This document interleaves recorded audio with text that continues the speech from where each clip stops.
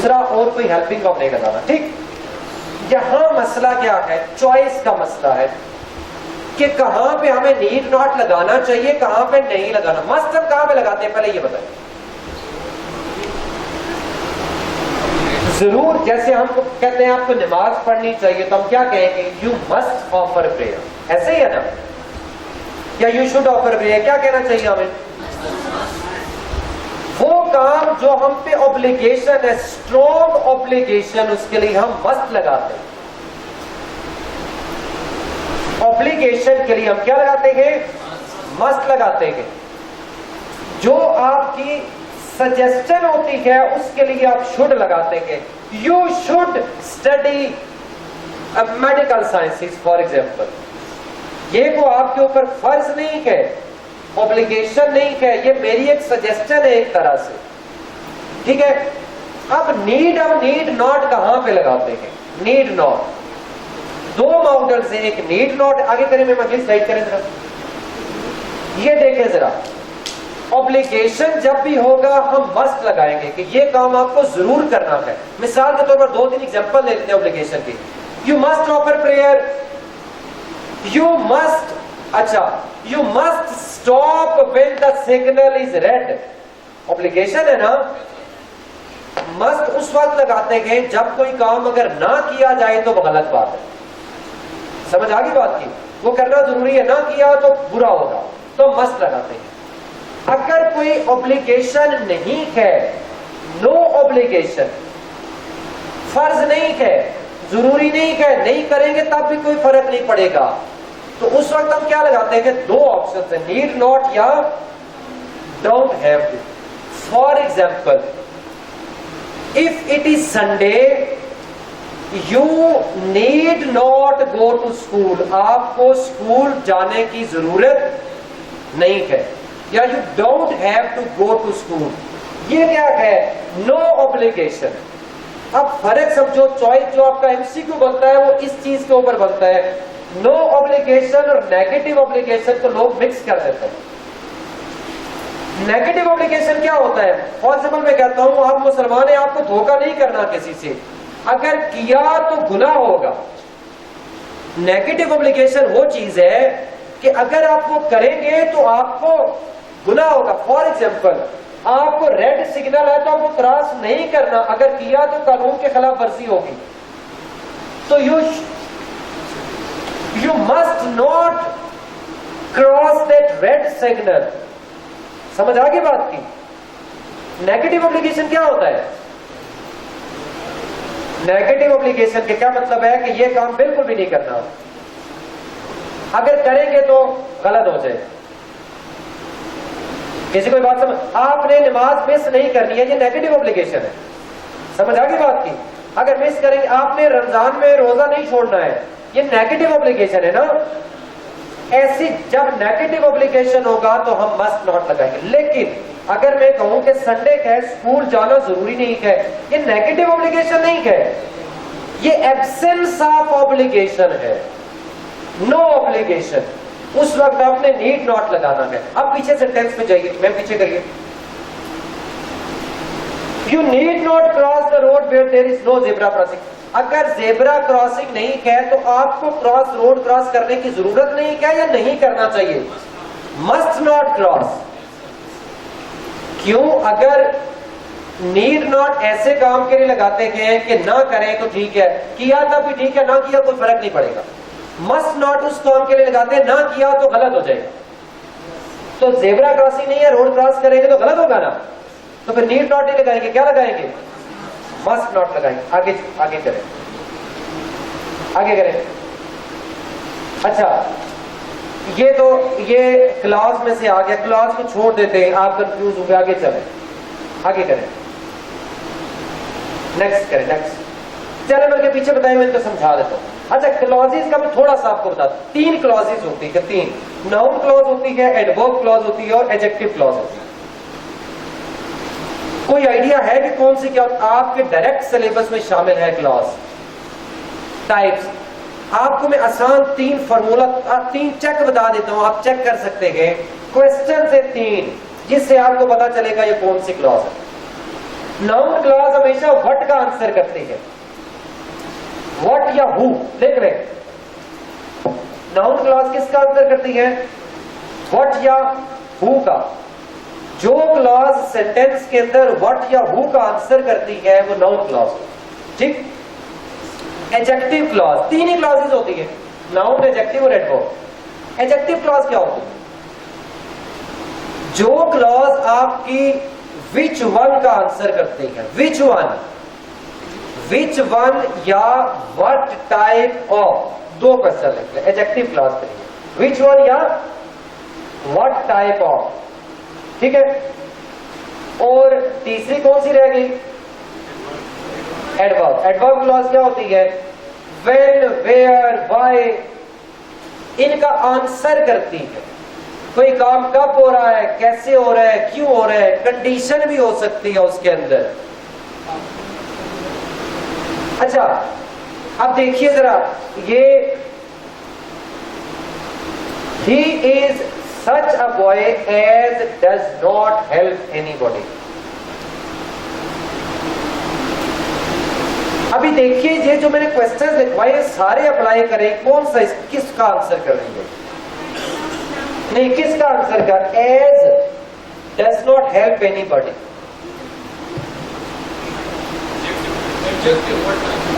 What type of, वो एक लड़का है, किस किस्म का लड़का है जो कि किसी की मदद नहीं करता।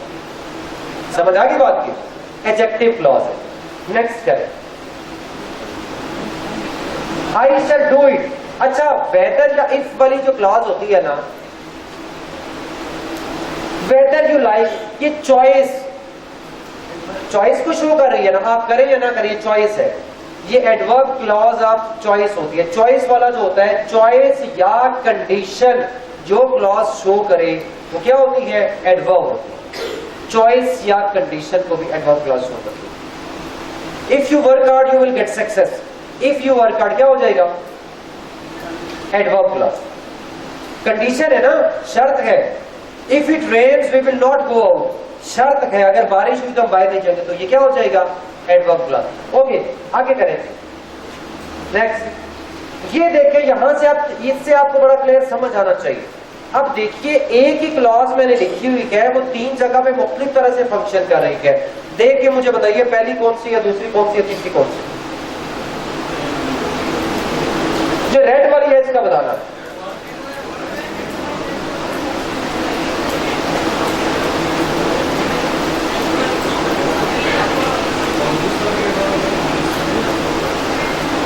पहला भी एडवर्ब है, दूसरा भी एडवर्ब है, तीसरा भी एडवर्ब है, सारे एडवर्ब लग रहे हैं आपको। देखिए बच्चों, एक बात है, व्हेन, वेयर, व्हाई से शुरू होना अलग बात है, व्हेन, वेयर, व्हाई का आंसर करना अलग बात है। पहला सेंटेंस देखिए जरा, पहले सेंटेंस में क्वेश्चन, सारे क्वेश्चन जो लिखवाए क्वेश्चन लगाए, किसी एक का ये सही आंसर करें। आई डोंट नो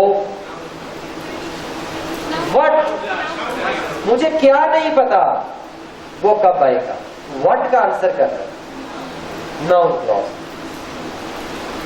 देखिए मैं आपको, आई डोंट नो कितने सारे लिख सकते हैं। I don't know who is knocking at the door, अब who is knocking at the door क्या हो जाएगा, नाउन क्लॉज। मुझे नहीं पता कौन दरवाजे पे दस्तक दे रहा है। ही सेड, कुछ एग्जांपल लिखो नाउन क्लॉज की, नाउन क्लॉज की, मैं बोलता हूं लिखते जाए। He said, सारी वर्ड का आंसर कर रही है जो बोल रहा हूं मैं आपको। He said that he is ill, that he is ill क्या हो जाएगा, वर्ड का। He said, उसने कहा, क्या कहा, ठीक है, नाउन क्लॉज हो जाएगा। Okay, I don't know who is at the door, मुझे नहीं पता दरवाजे पे कौन है, ठीक है। What है ना, I don't know, what, मुझे क्या नहीं पता। प्लीज टेल मी, अगर please tell me where he lives, where he lives को अंडरलाइन करें, वेयर ही लिव्स क्या हो जाएगा। अब यहां वेयर को एडवर्ब नहीं बना देना आपने, आप ये देखिए सेंटेंस में ये फंक्शन क्या कर रही है। मैं कहता हूं आई डोंट नो या प्लीज टेल मी, मुझे ये बताओ, क्या बताओ कि वो कहां रहता है, ठीक है। Who ever whoever answers this question will get a prize. यहां पे नाउन क्लास बताएं इसके अंदर नाउन क्लास मुझे बताएं। शाबाश। अगला सेंटेंस बोलता हूं, दो में आपने चूज करें। अगला सेंटेंस लिखे, you can buy whatever you want. You can buy whatever you want. इन दोनों में मुझे नाउन क्लास बताएं कौन सी है। एक में वट एवर यू वॉन्ट है, यू कैन बाय आप खरीद सकते हैं। भाई मैं क्या खरीद सकता हूं, जो भी चाहते हो, what ever you want. What का आंसर कर रहे हैं। पहले वाला क्या था, who will get a prize। what के साथ who भी लिख ले, नाउन क्लास who का भी आंसर करती है, what का भी आंसर करती है। ठीक है, who will get a prize whoever answer the question। तो who या what का जो आंसर करेगी वो क्या हो जाएगी, नाउन क्लास। ओके जी, अब यहां पे देखिए सेकंड में आए, we will go back। अब ये किसका आंसर कर रही है, अगले वन। हम वापस जाएंगे। भाई कब वापस जाओगे, जब वो आ जाए। when का आंसर कर रही है ना, तो ये एडवर्ब क्लॉज है, second one. we will go back, हम जाएंगे कब, जब वो आएगा। तो सेकंड में when he comes, इसका आंसर कर रही है when का। थर्ड पे आ जाए, let me know the time, मुझे वो टाइम बताना। कौन सा वाला टाइम, जब वो आए। समझ आ गई बात की। ये विच वन का आंसर कर रही है। जब भी एक नाउन के बाद जो क्लॉज लगी होती है ना, ये टाइम लगा हुआ है, टाइम एक नाउन है, तो नाउन के बाद इसके बारे में कुछ बता रही है, इस नाउन के बारे में एडजेक्टिव बन जाती है। कौन सा वाला टाइम, तो विच वन का जो आंसर करेगी वो क्या होगा। एक सेंटेंस लिखे, this is the place. 3 sentences लिखवाता हूं। दिस इज द प्लेस, या this is the city, this is the city where he lives. This is the city where he lives. Where he lives को underline कर।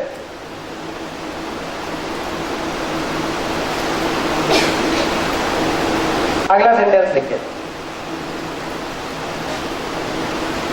Please tell me, please tell me where he lives. Please tell me where he lives. अब where he lives को underline कर। तीसरे वाला लिखे, I want to go,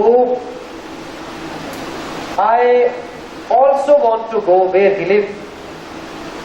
अब देख लें जरा, where he lives तीनों जगहों पे कौन सी क्लॉज है, पहले में कौन सी है, शाबाश सोच के मुझे बताएंगे। फर्स्ट वाले में नाउन नहीं है। देखो पहले वाले में एक नाउन के बाद आ रही है। क्या है सेंटेंस, पहला क्या था, द सिटी।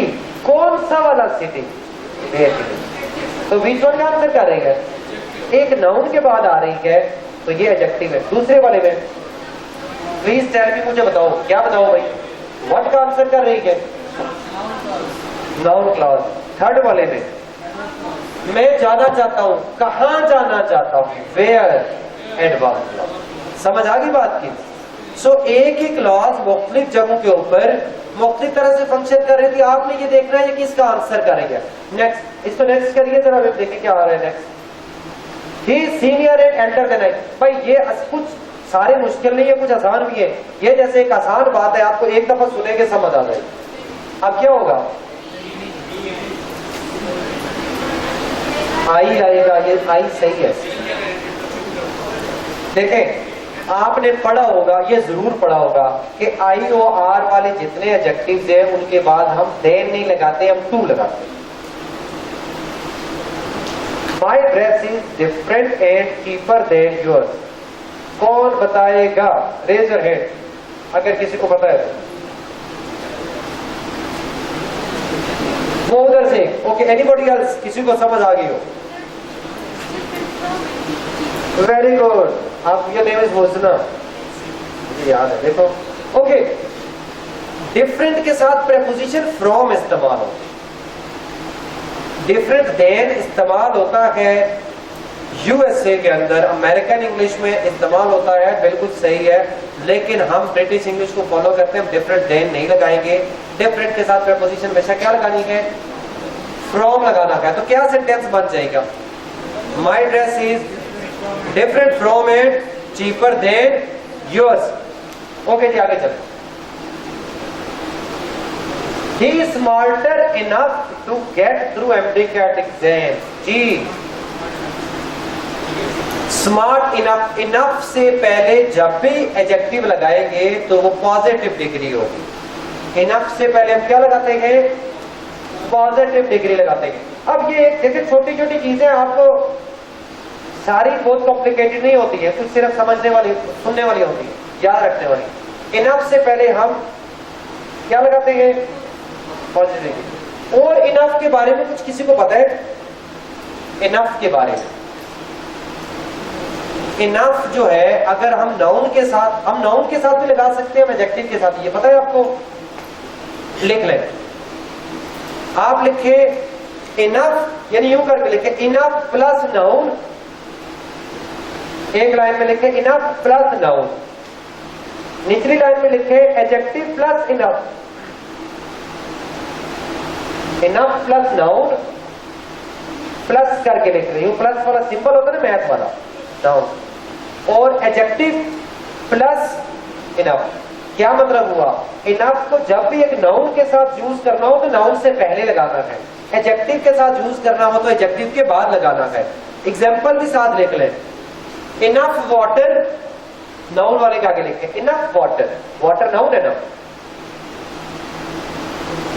सैड इनफ, नीचे लिखे, इनफ सैड नहीं कह सकते, ही इज इनफ सैड गलत होगा, क्यों? सैड एडजेक्टिव है, इनफ को एडजेक्टिव से पहले नहीं लगा सकते, ठीक है? ओके जी, अगली चीज आगे देखें, आगे करें ma'am, next please. He is sitting in a comfortable nice chair, क्या गलती है इसके अंदर? जी, चेयर के साथ प्रेपोजिशन इन भी लग सकती है, ऑन भी लग सकती है। ऑन लगता है आर्मलेस चेयर के लिए जिसके बाजू नहीं होते, इन लगता है ऐसी चेयर के लिए जिसके बाजू होते हैं। यहां मसला है, एक एमसीक्यू बनता होता है ऑर्डर ऑफ एडजेक्टिव के ऊपर, ऑर्डर ऑफ एडजेक्टिव, यानी एडजेक्टिव अगर हम कहें कंफर्टेबल नाइस होगा या नाइस कंफर्टेबल होगा?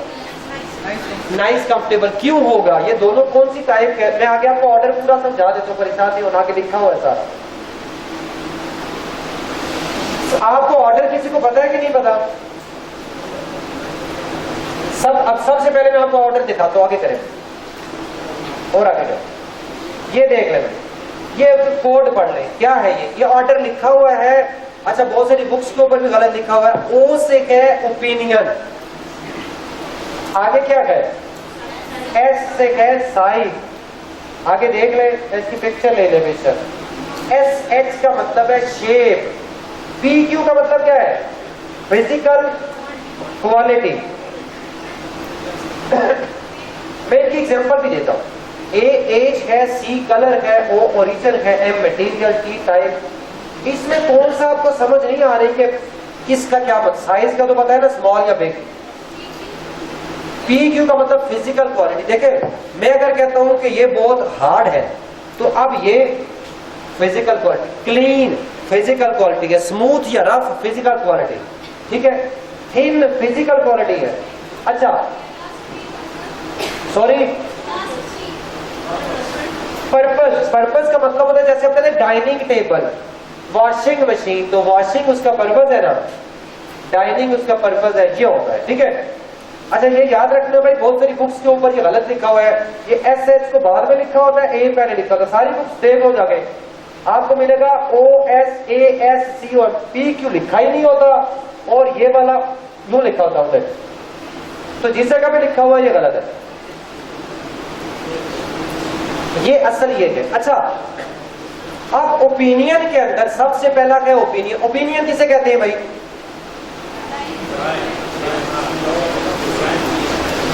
ओपिनियन का मतलब होता है वो चीज जो हर बंदे के लिए मुख्तलिफ हो सकती। मैं कहता हूं इंटेलिजेंट, इंटेलिजेंट एक ओपिनियन है, मुझे लगता है बंदा बहुत ज़हीन है, किसी को लगेगा नहीं बहुत डल है, हो सकता है ना ऐसे।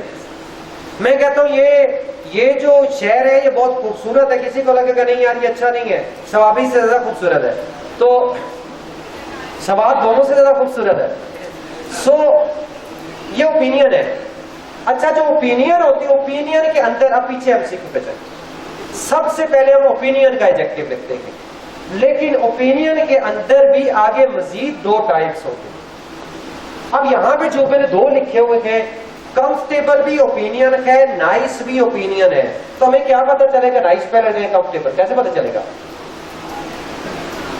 एक होता है जनरल ओपिनियन, एक होता है स्पेसिफिक ओपिनियन। अच्छा, जनरल का मतलब क्या है? कुछ वर्ड्स ऐसे होते हैं जो जनरली सब चीजों के साथ यूज हो सकते हैं। For example good, good boy भी हो सकता है, गुड क्वेश्चन भी हो सकता है, गुड चेयर भी हो सकता है, गुड कैमरा भी हो सकता है, गुड पर्सन भी हो सकता है। गुड को किसी जिस मर्जी से लगा दे, तो गुड एक जनरल ओपिनियन है। नाइस भी एक जनरल ओपिनियन है। नाइस बंदों के साथ भी लग सकता है, सोफे के साथ भी लग सकता है, ऐसे ही है ना, डिश के साथ भी लग सकता है, ड्रेस के साथ भी लग सकता है, तो जो सबके लिए इस्तेमाल हो सकता है, गुड हो गया, नाइस हो गया, तो जनरल कहते हैं। तो जनरल ओपिनियन पहले आती है, स्पेसिफिक बाद में आता है। कंफर्टेबल चेयर हो सकती है, कंफर्टेबल कैमरा तो नहीं हो सकता, कंफर्टेबल क्वेश्चन नहीं हो सकता, कंफर्टेबल बंदा नहीं हो सकता, इस तरह से नहीं होता। ठीक है, ओके जी, आगे चलो। इसको बाद में खुद अरेंज कर लीजिएगा। She was tall, beautiful, thin, young, black hair, Scottish woman, ये सारा आपने खुद अरेंज करना है। पहले मुझे बता दे, टॉल कौन सी टाइप का एडजेक्टिव है? Size, very good. Beautiful opinion ना, ब्यूटीफुल ओपिनियन है। फिजिकल क्वालिटी इसलिए नहीं कहेंगे कि देखो, अगर मैं कहूं ना कि ये सरफेस स्मूथ है, तो जो अगर स्मूथ है तो सबको ये स्मूथ लगेगी, लेकिन एक वो वुमेन है, अगर एक बंदे को लगता है बहुत खूबसूरत है और दूसरे को लगे हो सकता है नहीं यार ये तो डिफरेंट हो सकती है ओपिनियन। सो ये ब्यूटीफुल ओपिनियन है, फिजिकल क्वालिटी नहीं है। नेक्स्ट, थिन, थिन आपका फिजिकल क्वालिटी। एक बंदा दुबला पतला है तो सबको दुबला पतला नजर है, ये तो नहीं कहेगा ये मोटा है भाई, जिसको लगेगा, तो जो सबके लिए सिमिलर हो वो हो सकती है फिजिकल क्वालिटी। यंग एज है, ब्लैक हेयर टाइप है, स्कॉटिश ओरिजिन है, ठीक है। आगे करें, next. On weekends I prefer spending time with my family than going out. जी, अभी हमने थोड़ी देर पहले एक लिस्ट पढ़ी थी IOR वाली, जिसके साथ हम देन नहीं लगाते, उसमें एक प्रेफर भी था, तो प्रेफर के साथ हम क्या लगाएंगे? देन की जगह पे टू लगाएंगे। I prefer spending time with my family to going out. सही है, गोइंग आउट ठीक है, लेकिन देन की जगह पे टू आई, सही है। नेक्स्ट करें मैं, although my sister is elder than me, yet she treats me in the most excellent way. Ji,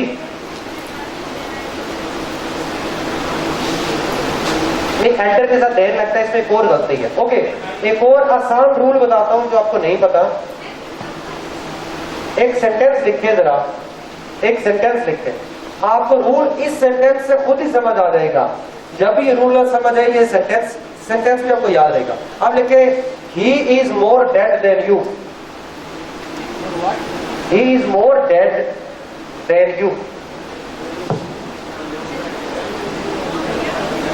he is more dead, D-E-A-D, dead than you। ऐसे हो सकता है? क्या नहीं हो सकता? क्यों नहीं हो सकता भाई, क्या गलती है इसमें? भाई डेड या डेड है या नहीं है, कम या ज्यादा नहीं हो सकता। डेड तो डेड होता है, वो ऑलरेडी आखिरी डिग्री है डेड, बस उसकी और मजीद डिग्री नहीं बन सकती कि कम डेड या ज्यादा डेड। कुछ एडजेक्टिव्स ऐसे होते हैं जैसा कि डेड है जिनको हम कहते हैं कि नॉन ग्रेडेबल एडजेक्टिव्स, जिनकी ग्रेडिंग या डिग्रीज नहीं बना सकते, ग्रेड्स नहीं बना सकते, एक ही डिग्री होती है उनकी, एक्सट्रीम आखिरी डिग्री होती है वही। इनको हम एब्सोल्यूट एडजेक्टिव्स भी कहते हैं, नाम लिख लें, एब्सोल्यूट एडजेक्टिव्स। एब्सोल्यूट एडजेक्टिव्स कौन कौन से होते हैं, वर्ड्स लिख लें, उसके बाद इनका रूल समझाता हूं। लिखें, सबसे पहले लिखें unique, perfect, dead, excellent, universal, pregnant, universal, extreme. अब ये सारे के सारे ये वर्ड्स हैं। कंप्लीट, कंप्लीट भी लिखे, राउंड भी लिखे, सर्कुलर भी लिखे। कोई चीज कम या ज्यादा सर्कुलर हो सकती है, नहीं हो सकती। अब इन सब एडजेक्टिव्स के साथ हम कभी भी मोर या मोस्ट नहीं लगाते, इनकी डिग्रीज नहीं बन सकती, ठीक है। अब देखिए, मैं अगर फॉर एग्जांपल लिखूं, एक सेंटेंस बोलता हूं, this design is more unique than that. More unique नहीं हो सकता। अगर कोई कम से ज्यादा यूनिक है तो फिर तो यूनिक ना हुआ ना। This is more circular, this shape is more circular than that, नहीं। सर्कुलर भी या होता है या नहीं होता, कम या ज्यादा सर्कुलर नहीं हो सकता, ठीक है। आप कुछ आसान लग रहे हैं एमसीक्यूज? हाँ, ओके, आगे चले। अच्छा, एक और बात, अच्छा चले वो बात मैं समझाता हूं, अंडर देन वाला। Trust, he is a trustworthy person and there is a dash doubt that. और ये बहुत इंपॉर्टेंट पॉइंट है जो अभी समझाने लगा आपको। ये कोई भी नहीं समझाएगा भाई, ना कहीं आपको मिलेगा जैसे मैं समझाने लगा अभी, ये गौर कर रहे हैं। एडजेक्टिव का बहुत इंपॉर्टेंट क्वेश्चन एक बनता है, लिटिल, आ लिटिल, दा लिटिल की चॉइस के ऊपर। कहां लिटिल लगेगा, कहां आ लिटिल लगेगा, कहां दा लिटिल लगेगा, कहां फ्यू लगेगा, कहां आ फ्यू लगेगा, कहां दा फ्यू लगेगा। किसी को कुछ आइडिया है जी? अच्छा, आपको टीचर ने कहीं कहीं मुझे बताइए कि ये कहां, स्टार्स के अलावा कहां से, किसी और एकेडमी से कोई बच्चा बैठा हुआ है? कहां से है, कहां से है? ओके, अच्छा मैं अभी आपको ये भी बता देता हूं कि टीचर्स क्या बताते हैं आपको, फिर मैं उसके बाद आपको असल बात बताऊंगा। देखिए, टीचर्स ने आपको अगर किसी को बताया हुआ है, सारे टीचर रिस्पेक्टेबल है मेरे, लेकिन बताया अगर यही बताया होगा कि जब कोई चीज बिल्कुल भी नहीं है, लिटिल का मतलब है कि कुछ भी नहीं है, और आ लिटिल का मतलब है कि थोड़ा सा रख है, ठीक है। और दा लिटिल होता है कि थोड़ी सारी चीज सारी की सारी जब हो तो वो दा लिटिल हो जाता है, ऐसा कुछ बता रहे होते हैं टीचर्स, ठीक है। और पॉजिटिव सेंस में आ लिटिल होता है, नेगेटिव सेंस में लिटिल होता है, ठीक है। यही होता है ना। इससे ज्यादा किसी ने, मेरा नहीं ख्याल, कुछ बताया हो, कुछ बताया इससे ज्यादा तो बताइए। चले, हाँ मैं बताता हूं। सबसे पहला फर्क ये पता होना चाहिए आपको, लिटिल, आ लिटिल या दा लिटिल हम लगाते हैं अनकाउंटेबल के साथ। फ्यू, आ फ्यू या दा फ्यू हम किसके साथ लगाते हैं? काउंटेबल के साथ, ठीक। अच्छा जी, अब आगे चलते हैं। जो लिटिल, आ लिटिल का रूल है वही फ्यू, आ फ्यू का है। कोई एक समझ ले, दूसरा खुद ही समझ आ जाएगा। हम आ लिटिल या आ फ्यू कब लगाते हैं? अगर कोई चीज हमारी जरूरत, if something fulfills our need, expectation और होप। अगर कोई चीज हमारी जरूरत या हमारी एक्सपेक्टेशन के अकॉर्डिंग है, जरूरत पूरी हो रही है, तो हम आ लिटिल या आ फ्यू लगाएंगे।